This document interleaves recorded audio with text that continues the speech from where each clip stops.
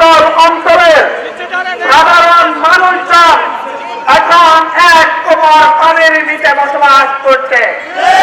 আমার হৃদয় সেখানে পড়ে আছে, কিন্তু তারপরও জাতীয় প্রোগ্রাম হিসাবে জাতীয় স্বার্থে আমি আজকে আপনাদের সামনে কথা বলছি।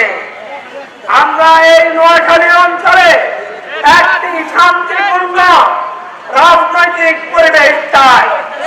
আমরা সন্ত্রাস মুক্ত, সাধারণ মুক্ত, মারামারি হানাহানি মুক্ত রাজনৈতিক পরিবেশ চাই।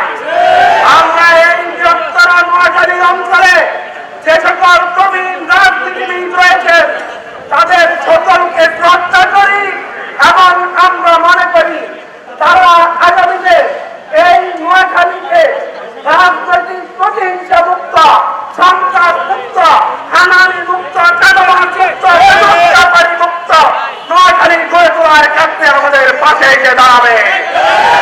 আমরা তাদের কাছে আশা করি এই নোয়াখালী বৃহত্তর নোয়াখালী অঞ্চলের নবনির্বাচিত সকল এমপিগণ একসাথে জাতীয় সংসদেও নোয়াখালী বিভাগ চাওয়ার সেই দাবি একসাথে উপস্থাপন করবে। জাতীয় সংসদে একাকী এই লড়াই না করে দল মত নির্বিশেষে সকল এমপিদের আমার পাশে চাই, যাতে করে এই সরকারের আমলে নোয়াখালীকে বিভাগে রূপান্তর করতে পারে। আমাদের এই নোয়াখালী অঞ্চলের প্রায় 15 জুলাইগুলো নদী ভাঙ্গনের কবর পড়ে প্রতিনিয়ত হাজার হাজার লক্ষ লক্ষ মানুষ তাদের ঘর বাড়ি হারিয়ে দিচ্ছে। আমরা রাজনৈতিক একতা চাই, যাতে এই অঞ্চলকে আমরা নদী ভাঙ্গনের অভিশাপ থেকে রক্ষা করতে পারি।